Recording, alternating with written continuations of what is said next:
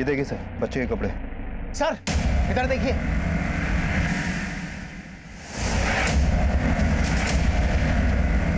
ये तो विद्या है सर।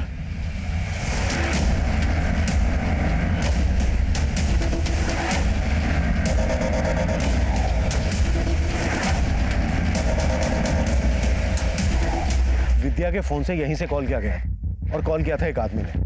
अब सोचने वाली बात यह है कि क्या विद्या का मर्डर उसी आदमी ने किया है या फिर कहानी कुछ और ही है। सर बच्चे के कपड़े देख के लग रहा है कि यहाँ पर कोई बच्चा भी था। कहीं वो बिट्टू तो नहीं? सर कपड़ों की कहानी समझनी पड़ेगी, तभी जाकर पता चलेगा कि विद्या का मर्डर किसने किया और किस मकसद से किया।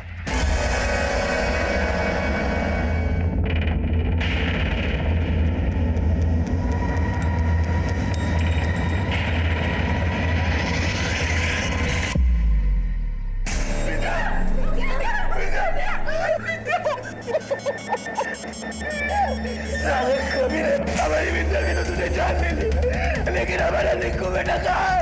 हमारा बेटा रिंकू कहाँ रखा है? बोल।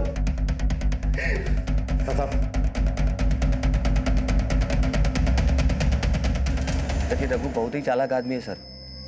विद्या उससे हमेशा ही परेशान रहती थी सर। हम तो खुद ही आपके पास रिपोर्ट लिखाने आने वाले थे विद्या के मर्डर का, रघु पे आरोप लगाने के लिए।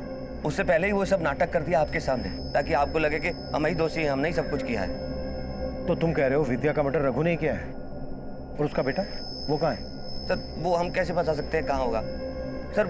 रघु कुछ कमाता धमाता नहीं था, एक नंबर का बेवड़ा है, शराबी आदमी है। आप तो सर चुपचाप उसके घर में थोड़ा पैसे का मदद कर देते थे, लेकिन वो इस बात का हमेशा उल्टा ही मतलब लेता था।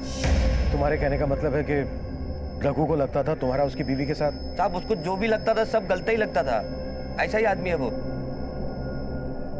तुम जा सकते हो। सिर्फ रघु ही नहीं, मुझे विद्या का ये जीजा भी कुछ सही नहीं लग रहा है। इसे रघु के ऊपर शक था लेकिन हमारे पास नहीं, यहां तक कि विद्या की दोनों बहनें भी हमारे पास नहीं है। एक्चुअली मुझे पूरी फैमिली ही गड़बड़ लग रही है। पूरी फैमिली की डिटेल्स निकालो। राशि, राशि उतारो ये। क्या है? पुलिस को विद्या मौसी की लाश मिली है। क्या? और रघु मौसा जी बता रहे हैं कि तेरे पापा ने विद्या मौसी जी को मारा है। सर विद्या के कॉल रिकॉर्ड के मुताबिक उसका फोन 17 जुलाई की शाम कुबेर मंदिर के एरिया में एक्टिव था और फिर रामगढ़ की दिशा में जाकर बंद हो गया। सर मुझे लगता है विद्या के बेटे के गायब होने में इस पंडित का भी कुछ लेना देना है, क्योंकि 17 जुलाई की रात को विद्या ने इस पंडित को भी कॉल किया था। ये देखिए सर। राजा और चिकू के बारे में कुछ पता चला? नहीं सर, का अंडरग्राउंड हो गया, कुछ पता नहीं चल पा रहा है। विद्या की फैमिली के साथ साथ राजा और चिकू के गायब होने का चक्कर भी समझना पड़ेगा, पर सबसे पहले इस पंडित की खबर लेते हैं।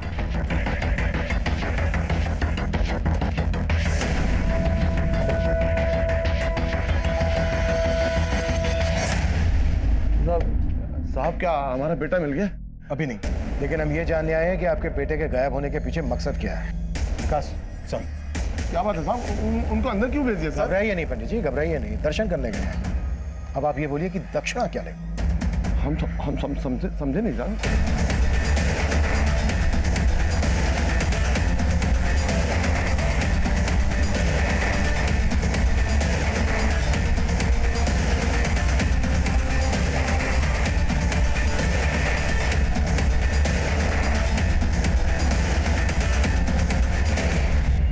पहले आप ये बताइए कि विद्या ने 17 तारीख को आपको फोन क्यों किया था? हमने तो पहले ही बताया साहब कि पूजा पाठ के लिए आती रहती। वैसे अपनी किस्मत और ग्रहों को दुरुस्त करवाने के लिए आई थी। उसके ग्रह तो दुरुस्त कर दिए पंडित जी, पर अब आपके ही बिगड़ने वाले हैं। सर ये अंदर से 500 और 2000 के इतने सारे नकली नोट मिले हैं। साहब ये तो नजर उतारा के लिए साहब, इसी से तो झाड़ते साहब, इसी से तो झाड़ते। पर अब तेरी झाड़ेंगे हम। ये बता मंदिर के पीछे इतने सारी यूज्ड कॉन्डोम की दुकान क्यों खोल रखी है तूने? वो किसका उतारा है? थाने लेकर चलो इसे, वो इसकी तबीयत से नजर उतारेंगे। नहीं साहब रुकिए साहब, हम सब कुछ सच बताते हैं साहब। उस दिन भी वो अपनी नजर उतरवाने के लिए आई थी साहब, और उसका बच्चा यहाँ बाहर हमारे बिट्टू के साथ खेल रहा था साहब। जब जाने लगी तो उसका रिंकू गायब था साहब। कहीं नहीं मिला रिंकू, कहाँ है बोलो ना। हमको क्या पता कहाँ है रिंकू। बिट्टू बिट्टू बिट्टू, रिंकू तुम्हारे साथ खेल रहा था ना, कहाँ है वो?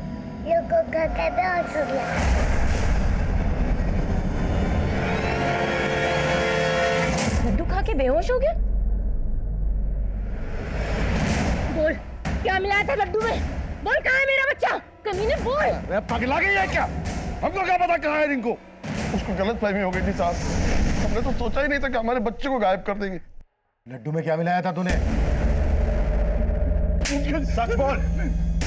अंदर से ये मिलाई थी ना तुमने? साहब उसको गलती से हमने उसको वाला लड्डू दे दिया था। अरे रिंकू, किधर बैठे हो बेटा? ले लो, तो लड्डू खाओ। खाओ। हाँ? तो तू अपने भक्तों को लड्डू खिलाता है? अब ये बोल, विद्या को भी तूने ही मारा है ना? नहीं नहीं नहीं नहीं साहब, हमने ना विद्या को मारा और ना उसके बेटे को गायब किया। हमको हमारा बेटा ला दीजिए साहब, हम अपने बेटे के बगैर नहीं रह सकते साहब। सर, इस पंडित ने किसी बच्चे को छुपा कर रखा होगा, ऐसा कुछ लग नहीं रहा। पंडित को अगर अभी थाने लेकर गए तो किडनैपर चौकन्ने हो जाएंगे। हाँ, पहुंचा सकते हैं बच्चे को। एक काम करते हैं, पंडित को यहीं छोड़ देते हैं, लेकिन नजर रखो इस पर। Okay sir. हाँ प्रताप सर, एक खबर पता चली है। इस रघु को लौंडा डांस और शराब के साथ साथ जुए की भी लत है। टिहरी के पास इनका एक अड्डा है जहां पर अक्सर जुआ चलता है। उठा लो। Yes sir.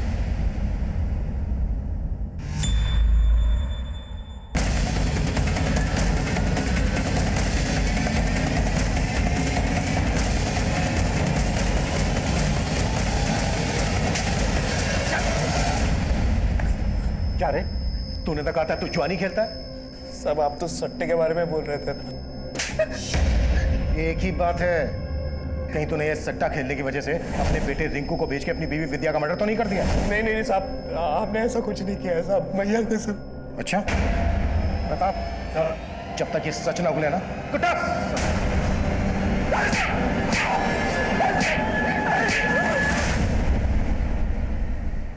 रघु की बीवी विद्या का मर्डर हो गया, उसका और पंडित का बेटा गायब। अब ये बोलो, इस सारे कांड में तुम लोगों का क्या हाथ है? साहब रघु तो हमारे साथ सट्टा खेलता था साहब। हम लोगों को बाद में पता लगा कि विद्या रघु के लिए सट्टा खेलती है। वो जो नंबर लगाती है साहब, उसका नंबर लग जाता था साहब। विद्या के जीतने से राजा और चीकू को बहुत चिढ़ होती थी साहब। राजा, तू तेरी हिम्मत कैसे हमें ऐसे पकड़ने की? इतना नखड़ा काहे कर रही है रे? वही तो कर रहे हैं ना जिसके लिए तुमको पैसा चाहिए। इस बार के सट्टे का अपना नंबर हमको दे दे, नहीं तो ए, अपनी औकात पे रह। अरे तेरा औकात जानते नहीं है का हम तो हाथ क्या सब कुछ लगाएंगे, और अगर किसी को कुछ बोला ना तो तेरा सारा भांडा फोड़ देंगे। रघु की बीवी विद्या का हमेशा सही नंबर लगता था? हाँ साहब। उसे पता कैसे चलता था सही नंबर का? अगर मालूम होता साहब, हम भी कुछ जीत जाते। सर, मैंने विद्या का बैंक अकाउंट चेक किया। शंकर के अलावा विद्या का बड़ा जीजा बिंदु भी विद्या के अकाउंट में समय समय पर काफी पैसे ट्रांसफर कर रहा है। बिंदु भी? हाँ सर। मिलते हैं इस बिंदु से।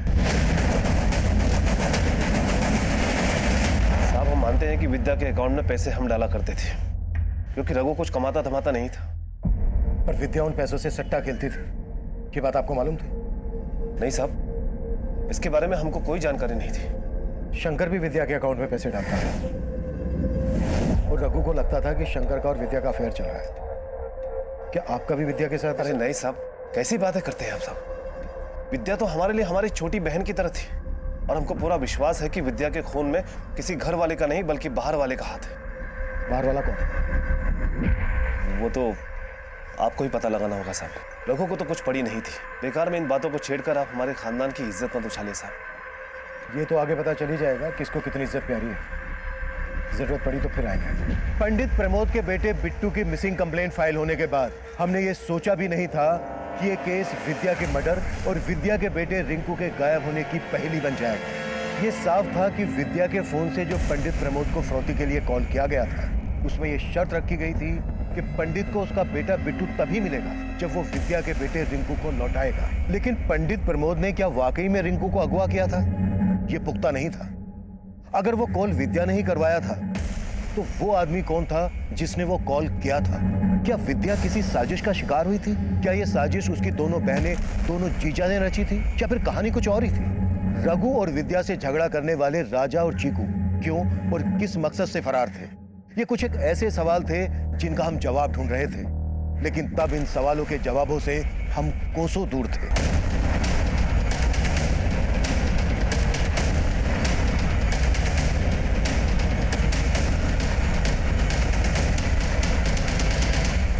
मैं कमिंग सर?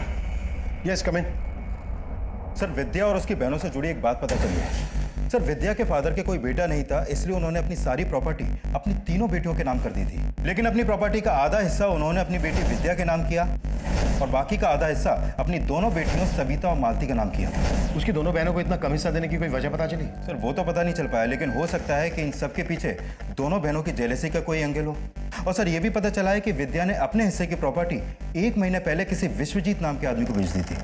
अगर विद्या ने अपने हिस्से की प्रॉपर्टी बेच दी थी तो इतना सारा पैसा गया कहाँ? सर उसके बैंक स्टेटमेंट में भी इसका कोई रिकॉर्ड नहीं है। कहीं ऐसा तो नहीं है कि विद्या की दोनों बहनों ने मिलकर उसका हिस्सा बिकवा दिया हो और फिर सारा का सारा पैसा गायब कर दिया? साहब हमें नहीं मालूम कि विद्या ने अपना हिस्सा बेच दिया। मालूम नहीं है? क्या फिर कुछ छिपा रहे हो? सर लेकिन हम क्यों छिपाएंगे? आप दोनों के पतियों ने बताया कि पैसों से वो विद्या की हेल्प कर रहे थे, लेकिन अपना हिस्सा बेचने के बाद विद्या के पास लाखों रुपया होना चाहिए। कहाँ गया? ये बात तो आप उसके पति से जाके पूछिए ना, क्या पता पैसे के लिए उसने विद्या को मार दिया हो। ये क्या कह रहे साहबा? विद्या के पास इतनी जायदाद थी? हमें तो मालूम ही नहीं था। ये नौटंकी, ड्रामा नहीं। चल बोल, क्यों मारा विद्या को? और तेरा और पंडित का बेटा कहाँ है? नहीं नहीं साहब, हमने ऐसा कुछ नहीं किया, हम सच बोल रहे हैं। हमारे यहाँ तो पैसों के लाले पड़े हुए थे, हमारी मजबूरी का फायदा उठा रहा था वो विद्या का जीजा शंकर। वो क्या? बोल आगे।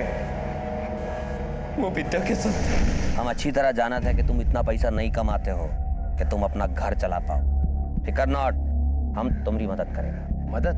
अरे तुम परेशान नहीं हो। अब आदमी कोई किसी की मदद करेगा तो बदले में कुछ तो मांगेगा। तुम्हारी मिसेज को कभी कभी हमारे पास भेज दिया करो बस। ए शंकर, ये क्या बकवास कर रहा है बे? बीवी है वो हमारी, संभाल संभाल के बात कर। अरे क्रोध करने से कुछ हासिल नहीं होगा। अपने पैसा और दारू के बारे में सोच। चलो, कैसा पति है तू? अपनी बीवी का सौदा किया? और क्या करते साहब, हमारे यहाँ तो खाने के लाले पड़े हुए थे। कैसे आदमी हो? तुम्हारी बीवी सरेआम हमारे घर आकर हमारे पति के साथ सो रही है और तुम्हें कोनो दिक्कत नहीं है? देखिए, हमें कोनो दिक्कत नहीं है, और अगर आपको है ना तो जाके बोल दीजिए। पति भी आपका है और बहन भी आपकी, जो मर्जी आए करो। सब माना कि अपनी इज्जत हम खुद बेच खाए, लेकिन हमने विद्या के साथ ऐसा कुछ नहीं किया। विद्या से दिक्कत थी उसकी बहन मालती को, और सब उसकी जायदाद के बारे में सुनकर तो लग रहा है कि उसकी बड़ी बहन सविता को भी उससे दिक्कत होगी। सब बस हमारे बेटे रिंकू को ढूंढ दीजिए साहब, बाकी हमें कुछ नहीं चाहिए। मेरे साथ होशियारी नहीं। कहाँ है विद्या का बेटा? और पंडित के बेटे को क्यों अगवा किया तूने? विद्या को फंसाने के लिए? साहब हमने किसी को नहीं फंसाया, हम कुछ नहीं जानते साहब। और हम उसे काहे मारेंगे? वो तो हमको बहुत पसंद करती थी साहब, लेकिन साहब हमारी बीवी मालती और सविता दीदी बहुत चिढ़ते थे विद्या से। आप उनसे पूछो साहब, हम कदम खाते हैं, हम कुछ नहीं किए साहब। अब आप दोनों ये तो बिल्कुल बोलना ही मत कि विद्या का आपके पति शंकर और बिंदु के साथ अफेयर नहीं चल रहा था। नहीं साहब, आप बिंदु जी को इसमें मत घसीटिए। ये सब मालती का पति शंकर करता था। विद्या ने हमारी जिंदगी नरक बना दी थी, लेकिन हमने कुछ भी नहीं किया उसके साथ, बल्कि हम तो उसे समझाते थे, लेकिन हमेशा हमें उल्टा ही समझती थी। ये क्या कर रही है तू विद्या? अपनी ही बहन का घर उजाड़ रही है तू? उजाड़ रही हूँ? उजाड़ नहीं रही हूँ दीदी, उसका घर बसा रही हूँ। जो खुशी वो अपने पति को नहीं दे सकती ना, वो खुशी दे रहे हैं हम उसके पति को। अरे कमीनी, तू मेरा पति छीन रही है। छीना नहीं है। ओह, तुम्हें तो रघु पसंद था ना, तो तुम रख लो उसको, चलेगा मुझे। ये तू बहुत गलत कर रही है विद्या, मैं कह रही हूँ तुझे। तू ना गलत कर रही हूँ मैं दीदी? आपको भी रघु में हिस्सा चाहिए क्या? तो ले लो ना, मैंने कब मना किया? या होश में रख के बात कर तुम। आपकी क्यों सुलग रही है जिया जी? आप भी शंकर जिया जी की तरह हमें लूटना चाहते हैं क्या? तो लूट लीजिए। आप सबने मिलकर हमारी जिंदगी बर्बाद कर दी है, उस निकम्मे बेवड़े रघु के साथ हमारी शादी करके। जब तक उसकी असलियत का पता चलता हम पेट से थे। हमने कहा बच्चा गिरा दे, तो आप लोगों ने पैसा देके हमारा मुंह बंद कर दिया। पेट से थी ये, पिटती रही उससे, और आप लोगों ने कुछ नहीं किया, पिटती रही बस। तो रघु आप दोनों की पसंद था? हाँ साहब, हम मानते हैं कि हम विद्या से थोड़ा चिढ़ते थे, क्योंकि पापा ने हमसे ज्यादा उसको हिस्सा दिया था। इसलिए विद्या की शादी हमने रघु से करवाई, लेकिन हमने उसे नहीं मारा। Excuse me sir. सर, उस पंडित प्रमोद के फोन पर फिर से रैंसम कॉल आया है। कॉल को रिकॉर्ड कर लिया है। देख पंडित, अगर तूने हमको सट्टे का सही नंबर नहीं बताया ना तो समझो तुम्हारा बेटा खत्म। अरे भाई हम सब बता देंगे, हमको हमारा बेटा लौटा दो बस। पहले जिस आदमी ने पंडित को फोन किया था उसने पंडित से डिमांड की थी कि अगर उसे अपना बेटा वापस चाहिए तो उसे पहले विद्या का बेटा रिंकू लौटाना पड़ेगा। अब ये सट्टे का क्या चक्कर है? एक ही बच्चे के लिए दो दो फिरौती की मांग कैसे की जा सकती है? और सर सवाल ये भी है कि अगर विद्या का मर्डर हो गया तो उसका बेटा कहाँ है अभी? ये तो अब किडनैपर ही बताएगा। या तो ये शायद कोई एक ही आदमी है जो दो दो मांगे कर रहा है, या फिर कोई मौका देखकर ब्लफ खेल रहा है।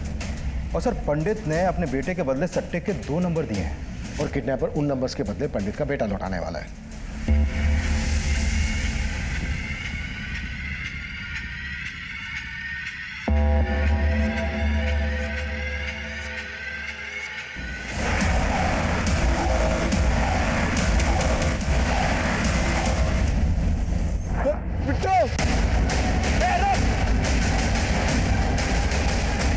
गाड़ी निकाल।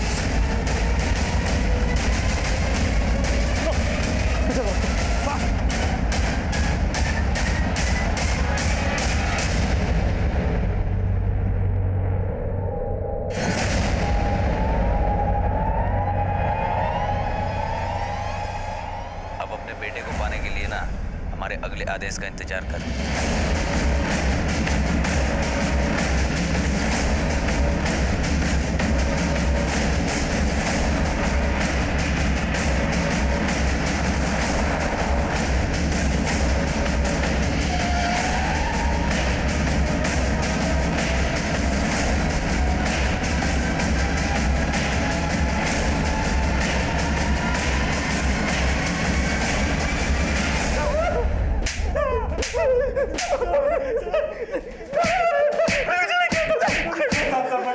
विकास,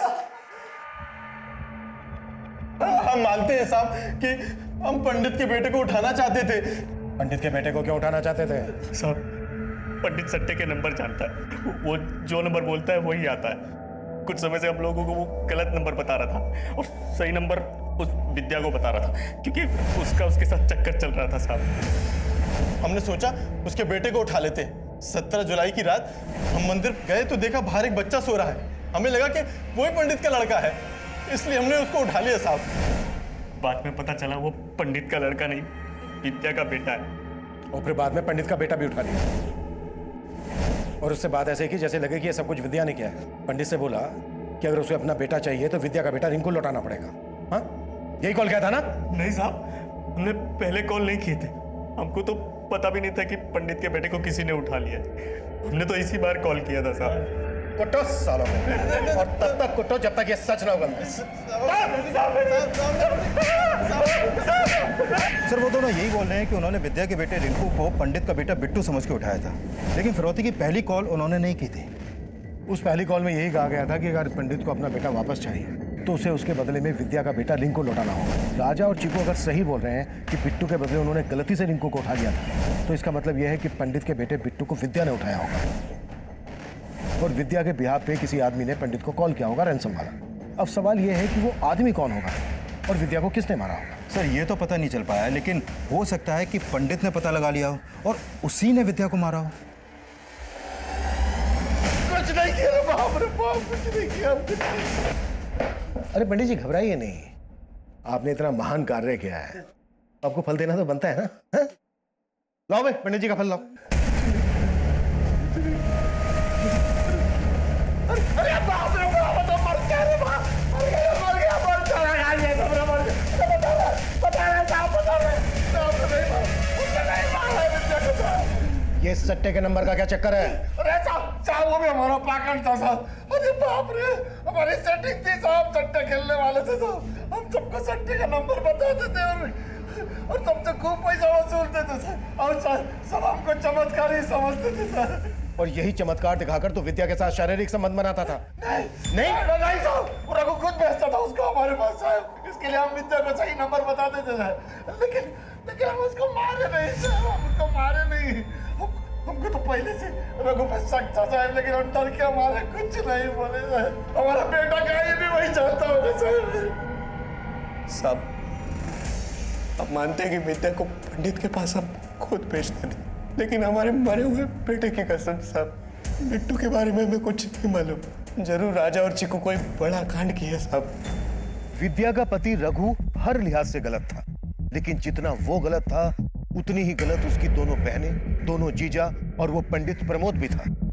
ये सब विद्या के शोषण के लिए जिम्मेदार थे, लेकिन विद्या का मर्डर किसने और किस मकसद से किया होगा, ये पहली ज्यों की त्यों बनी हुई थी। और तब तक हम ये भी पता नहीं लगा पाए थे कि विद्या के फोन से प्रमोद को कॉल करके किस आदमी ने रिंकू के बदले बिट्टू को लौटाने की शर्त रखी थी। राजा और चीकू ने कबूल किया कि विद्या के बेटे रिंकू की हत्या उनकी नाकाम साजिश का अंजाम थी, लेकिन पंडित प्रमोद का बेटा कहां गायब था, इसका हमें कोई सिरा नहीं मिल रहा था। हमें लग रहा था कि इस सिरे की खोज ही हमें विद्या के कातिल तक पहुंचा सकती थी। सर, पंडित और रघु का पूरा पर्दाफाश हो गया, उनके सारे गलत काम भी सामने आ गए, लेकिन इन सब में उनका कोई हाथ है ऐसा कुछ भी सामने नहीं आया। तो फिर विद्या का मर्डर किसने किया होगा और बिट्टू के गायब होने के पीछे क्या राज हो सकता है? आई एम श्योर विद्या का मर्डर और पंडित के बेटे के गायब होने का राज एक ही जगह मिलेगा। देखो, पंडित के बेटे के ट्रेसेस जिस गांव में हमें मिले, वहां से एक रास्ता जाता है रामगढ़ की तरफ और दूसरा रास्ता जाता है रांची की तरफ।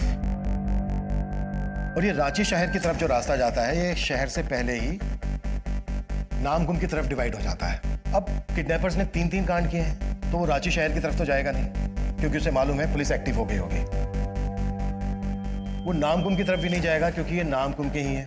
अब ये अकेला रास्ता बचता है रामगढ़ की तरफ जाने वाला। ये रास्ता आगे जाकर जहां जहां भी जाता है, वहां वहां हर जगह पंडित के बेटे के फोटो सर्कुलेट करो, अपने खबरियों को एक्टिव करो। हमें हर हाल में पंडित के बेटे का पता लगाना है। एक बार पंडित के बेटे का पता लग गया तो ये राज भी खुल जाएगा कि विद्या का मर्डर किसने किया था। Okay sir.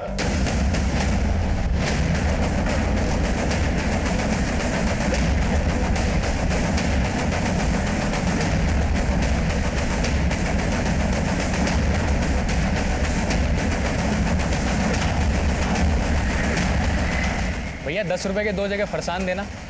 जी।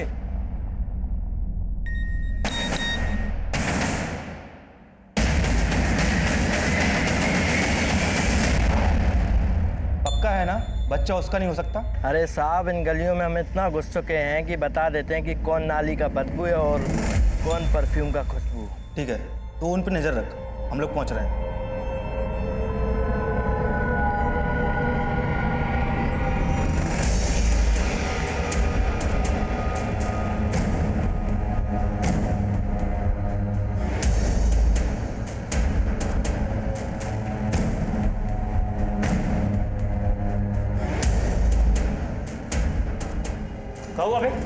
एक आदमी पीछे पड़ गया था, साला पता नहीं पुलिस का आदमी लग रहा था। कहाँ बकवास पे ले जा रहा है? और सर तू यहाँ क्या?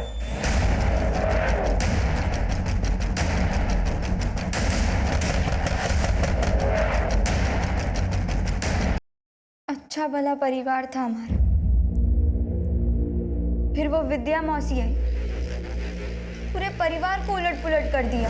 मम्मा, मैं आ गई। राशि बेटा, अंदर मत जा, तू यहीं बैठ। क्यों, क्या हुआ?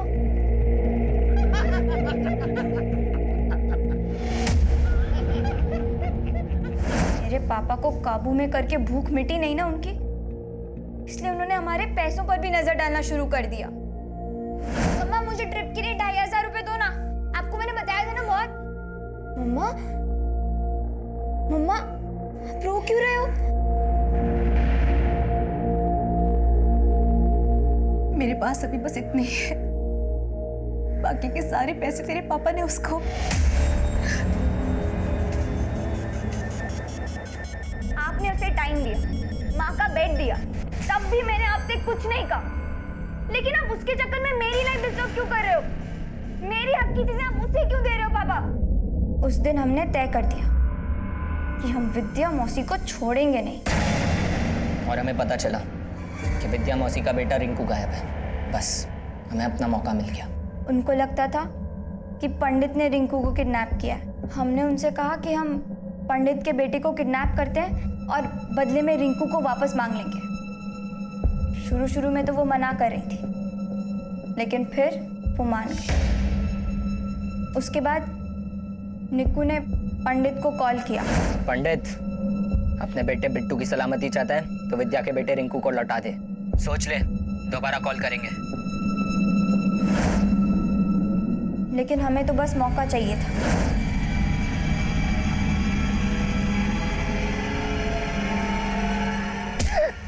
फिर हमने बिट्टू को 1.5 लाख में बेच दिया। और हमने जो भी किया वो राशि के कहने पे किया। हम नहीं चाहते थे कि विद्या मौसी इसके पापा की तरह हमारे पापा की लाइफ में भी आ जाए। अरे मैं तुझे बेवकूफ बना रही थी, तुझे पापा के नाम से डरा के। अब क्या है ना, ये सब अकेले तो होता नहीं मुझसे। मुझे तो बस एक चूजा चाहिए था।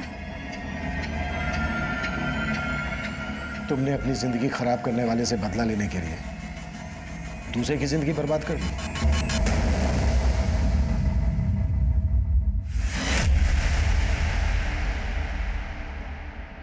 हम अपने बच्चों को हमेशा सही शिक्षा देने की ही सोचते हैं, क्योंकि हमें डर होता है कि कहीं बाहर का खराब माहौल हमारे बच्चों को बिगाड़ ना दे।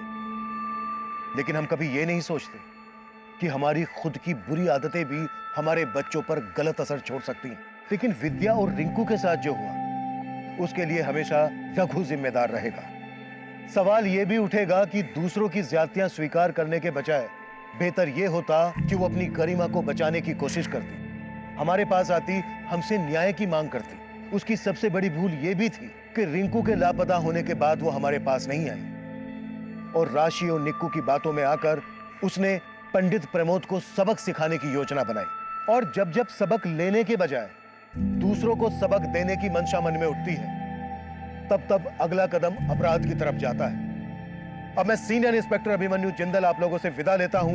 आपसे फिर मुलाकात होगी एक नए केस के साथ। देखते रहिए